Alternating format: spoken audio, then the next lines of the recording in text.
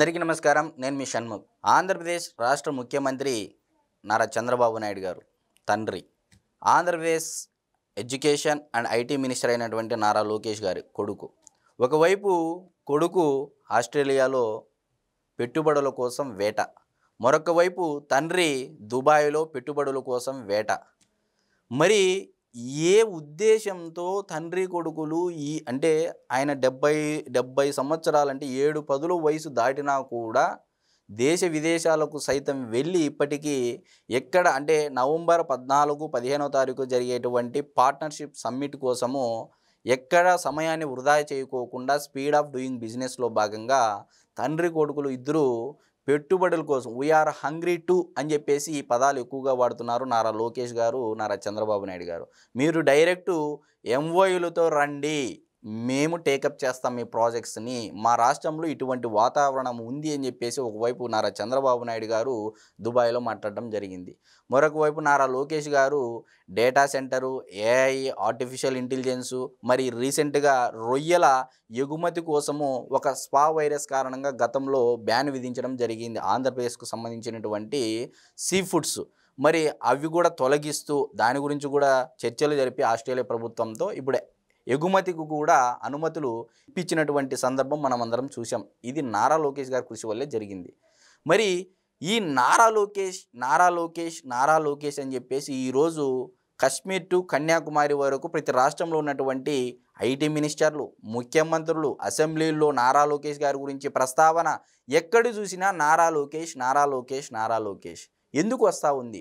నారా లోకేష్ గారు ఒకవైపు వచ్చినటువంటి ప్రతి ఒక్క అవకాశాన్ని అంటే సంక్షోభంలో అవకాశాలను ఎలా అయితే నారా చంద్రబాబు నాయుడు గారు ఉపయోగించుకొని దాన్ని డెవలప్ చేసుకోగలుగుతారో, ముందుకు తీసుకెళ్ళగలుగుతారో, అదేవిధంగా తండ్రికి తగ్గ తనయుడు అనేది 2024 ఎలక్షన్లో మనం చూసాం.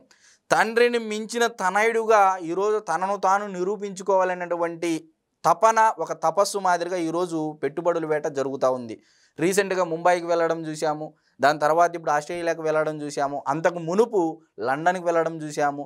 ఎటు చూసినా నారా లోకేష్ గారు సంవత్సర కాల వ్యవధిలోనే దాదాపు 10 లక్షల కోట్లకు పైగా ఎంఓయూలు చేయడం జరిగింది సంవత్సర కాల వ్యవధిలోనే.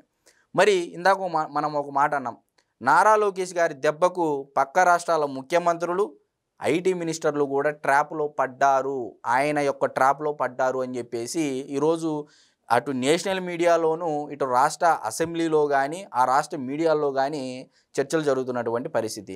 నారా లోకేష్ గారు పెట్టుబడుల వేట ఏదైతే చేస్తున్నారో, ఆంధ్రప్రదేశ్ రాష్ట్రానికి ఏదైతే తీసుకొని వస్తున్నారో, ఆ తీసుకురావడము మిగిలినటువంటి రాష్ట్రాల ఐటీ మినిస్టర్ల యొక్క అంటే చేతగానితనాన్ని అక్కడున్నటువంటి ఆ రాష్ట్ర మీడియా ప్రశ్నల రూపంలో సంధిస్తూ ఉంది. మరి నారా లోకేష్ గారు ఆంధ్రప్రదేశ్ రాష్ట్ర ఐటీ మినిస్టర్ అయితే, గూగుల్ CEO సుందర్ పిచాయ్ తమిళియన్ అయితే, మరి తమిళనాడు రాష్ట్రం ఈరోజు దేశ జీడిపి కాంట్రిబ్యూషన్లో గణనీయమైనటువంటి షేర్ కలిగినటువంటి ఈ నేపథ్యంలో మరి ఆ రాష్ట్రం ఏ పెట్టుబడిని కూడా వదులుకోదు. తమిళనాడు రాష్ట్రం ఈరోజు తమిళనాడు రాష్ట్రంలో సైతము అసెంబ్లీలో ఏఐడిఎంకే మధ్య వాదోపవాదాలు జరుగుతూ ఉన్నాయి. మనము చాలా మిస్ అయ్యాము, ఇది డిఎంకే ప్రభుత్వ వైఫల్యం అని చెప్పేసి అక్కడ ప్రతిపక్షము ప్రధానంగా ఈరోజు అధికార పక్షం పైన ఒక రకంగా ఒక యుద్ధ వాతావరణమే ఉంది. ఒక కంపెనీని మన రాష్ట్రానికి తీసుకురావడంలో అని చెప్పేసి ఒక కంపెనీ మనం మిస్ అయ్యాము మన రాష్ట్రం వాళ్ళని చెప్పేసి అక్కడ ఉన్నటువంటి ఏఐడిఎంకే వాళ్ళు కూడా అసెంబ్లీలో చర్చలు జరపడం, మరి అక్కడ కూడా నారా లోకేష్ గారి గురించి కూడా అసెంబ్లీలో మాట్లాడడం జరిగింది. మరి ఎలా సాధ్యమయ్యింది? నరేంద్ర మోడీ గారు సైతం కూడా ఇప్పటికీ నారా లోకేష్ గారిని ఎన్నిసార్లు ఆయనే స్వయంగా పిలిపించుకోవడము, మాట్లాడడము జరిగిందనేది మీ అందరికీ తెలుసు. ఒక దేశ ప్రధానమంత్రికి, అందులో అతి ముఖ్యంగా నరేంద్ర మోడీ గారికి దగ్గర కావడం అనేది ఇది చాలా కష్టమైనటువంటి పని. మరి నారా లోకేష్ గారికి ఎలా సాధ్యమయ్యింది అనేది మీ విజ్ఞతకు వదిలేస్తున్నా. మరి కర్ణాటకలో రీసెంట్గా ఐటీ మినిస్టర్కి, ఆంధ్ర ఐటీ మినిస్టర్కి ట్వీట్ వార్ అనేది మనం చూసాం. ప్రియాంక మల్లికార్జున ఖర్గే గారికి అక్కడ ఉన్నటువంటి విలేకరులు ప్రశ్నలు సంధించగా ప్రియాంక మల్లికార్జున ఖర్గే గారు ఆంధ్రప్రదేశ్ ప్రజలు అంటే అక్కడ ఉన్నటువంటి స్కిల్డ్ పర్సన్స్ మా రాష్ట్రానికి రావడం వల్ల మరి మాకు ఇక్కడ ట్రాఫిక్ ఎక్కువైంది అన్నట్టుగా ఆయన సమాధానం ఇవ్వడం జరిగింది. అంటే పొంతన లేనటువంటి సమాధానాలు. Google AI data centre Vizag ప్రాంతానికి ఎందుకు వెళ్ళింది? బెంగళూరులో ఇంత అసెట్స్ ఉంది కదా, క్లైమేట్ అసెట్ ఉంది, ఇక్కడ ఆల్రెడీ సిలికాన్ వ్యాలీ అంటాము, ఇండియన్ సిలికాన్ వ్యాలీ అంటాము. మరి అయినప్పటికీ కూడా ఎలా వెళ్ళింది Google AI data centre Vizag ప్రాంతానికి అని అంటే అది తన అసహనాన్ని వ్యక్తం చేస్తూ సమాధానం చెప్పుకోలేనటువంటి పరిస్థితుల్లో ఇన్సెంటివ్స్ అని దానికి భారీగా ఇది ఇస్తున్నారని ఆ డేటా సెంటర్ను అందరూ వ్యతిరేకిస్తున్నారని పొంతన లేని సమాధానాలు చెప్పు తనని తాను కప్పిపుచ్చుకునేటువంటి ప్రయత్నం చేశారు.